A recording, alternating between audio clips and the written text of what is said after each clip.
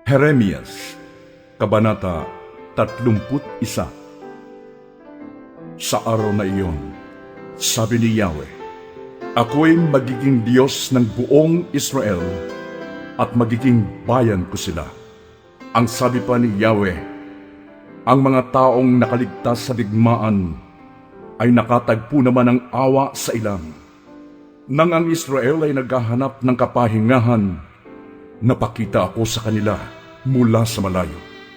Sa simula pa'y inibig ko na sila, kaya patuloy akong magiging tapat sa kanila. Muli kitang itatayo, marilag na Israel. Hahawakan mong muli ang iyong mga tamburin at makikisayaw sa mga nagkakasayahan. Muli kang magtatanim ng ubas sa mga burol ng Samaria. Magtatanim ang mga magsasaka at masisiyahan sa ibubungan niyon, sapagkat darating ang araw, nahihiyaw ang mga bantay mula sa kaburulan ng Ephraim. Halik kayo, umakyat tayo sa Zion, kay Yahweh na ating Diyos. Ang sabi ni Yahweh, umawit kayo sa kagalakan, alang-alang kay Jacob. Ipagbunyi ninyo ang pinakadakilang bansa. Magpuri kayo at inyong ipahayag na iniligtas ni Yahweh ang kanyang bayan, ang mga nalabi sa Israel. Narito, sila'y ibabalik ko mula sa hilaga. Titipunin ko sila mula sa mga sulok ng sanlibutan, kasama ang mga bulag at mga pilay, ang mga inang may anak na pasusuhin, pati ang malapit ng mga anak. Sila'y babalik na talagang napakarami. Uuwi silang nag-iiyakan habang daan, nananalangin samantalang inaakay ko pabalik. Dadalhin ko sila sa mga bukal ng tubig, pararaanin sa patag na landas, upang hindi sila madapa, sapagkat ang Israel ay aking anak at si Ephraim ang aking panganay. Mga bansa, pakinggan ninyo ang sabi ni Yahweh at ipahayag ninyo sa malalayong lupain. Pinapangalap ko ang mga anak ni Israel, ngunit sila'y muli kong titipunin at aalagaan, gaya ng pagbabantay ng isang pastol sa kanyang mga tupa. Sapagkat tinubos ni Yahweh si Jacob at pinalaya sa kapangyarihan ng kaaway na higit na malakas sa kanya. Aakyat silang nagsisigawan sa tuwa patungo sa bundok ng Zion, puspos ng kaligayahan dahil sa mga pagpapala ni Yahweh. Saganang trigo, bagong alak at langis, at maraming bakahan at kawan ng tupa. Matutulad sila sa isang halaman ng dinidilig, hindi na sila muling magkukulang. Kung magkagayon, sasayaw sa katuwaan ang mga dalaga, makikigalak pati mga binata at matatanda. Ang kanilang dalamhati ay magiging tuwa. Aaliwin ko sila at papalitan ng kagalakan ang kanilang kalungkutan. Bubusugin ko ng pinakamainam na pagkain ng mga pari, at masisiyahan ang buong bayan sa kasaganaang aking ibibigay. Ito ang sabi ni Yahweh. Sinabi ni Yahweh, narinig sa Rama ang isang tinig, panaghoy at mapait na pagtangis. Tinatangisan ni Rachel ang kanyang mga anak. Ayaw niyang paaliw sapagkat patay na sila. Sinasabi ni Yahweh, itigil na ninyo ang inyong pag-iyak. Huwag na kayong lumuha, sapagkat gagantimpalaan ang inyong mga ginawa. Babalik sila mula sa lupain ng kaaway. May pag-asa sa hinaharap, sabi ni Yahweh. Magbabalik sa sariling bayan ang inyong mga anak. Narinig kong nananaghoy ang mga taga-Ephraim. Pinarusahan ninyo kami na parang mga guyang hindi pa natuturuan.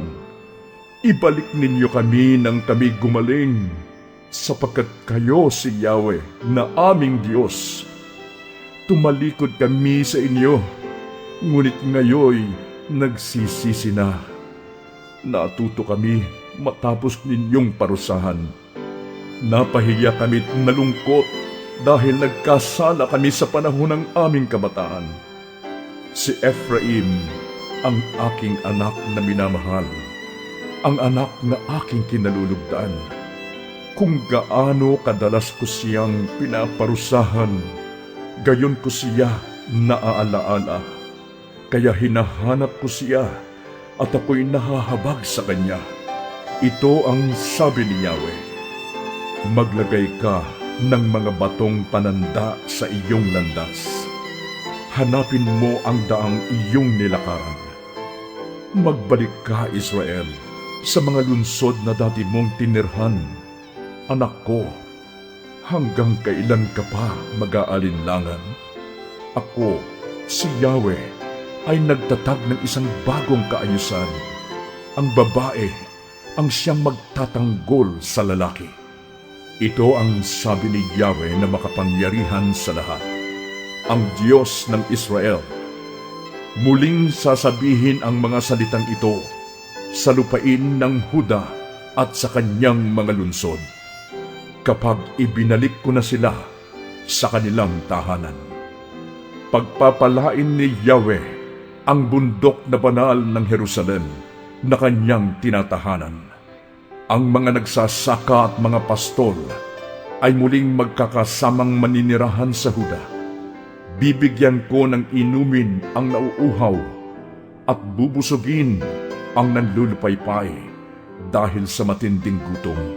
At masasabi ng sinumang tao, ako'y natulog at nagising na maginhawa.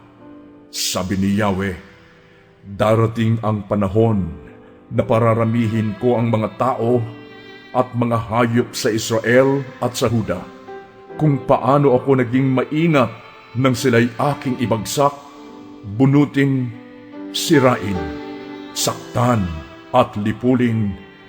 Buong ingat ko rin silang itatanim at itatatag.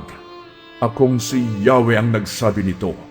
Pagdating ng panahong iyon, hindi na nila sasabihin, mga magulang ang kumain ng ubas na maasim, ngunit mga anak ang nangingilo ang mga ngipin.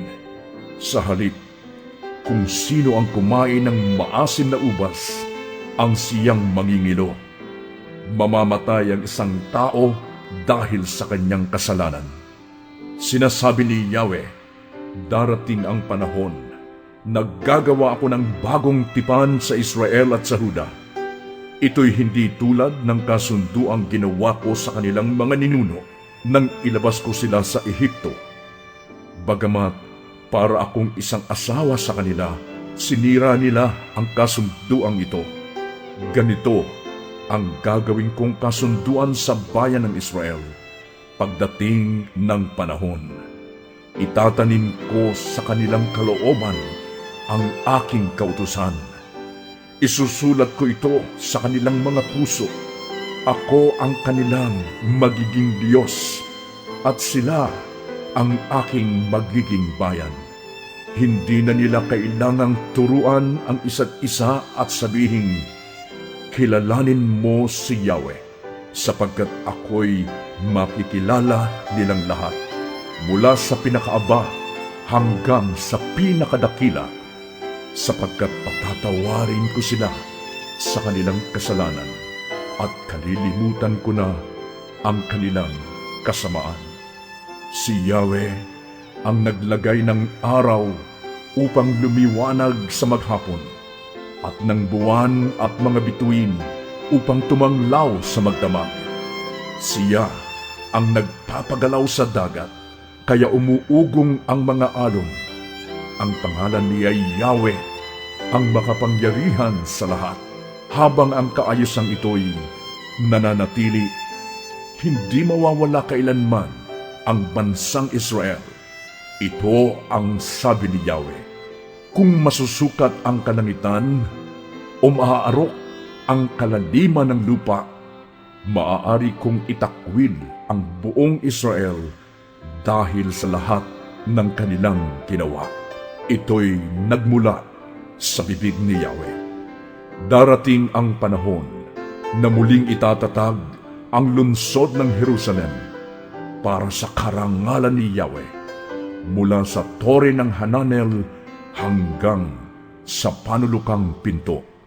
Ang hangganan nito'y lalampas sa burol ng Gareb sa kaliliko sa Goa, ang buong libis na pinagtatapunan ng mga bangkay at abo, gayon din ang lahat ng bukirin sa itaas ng batis ng Kidron hanggang sa pintuang labasan ng mga kabayo sa gawing silangan ay itatalaga sa akin.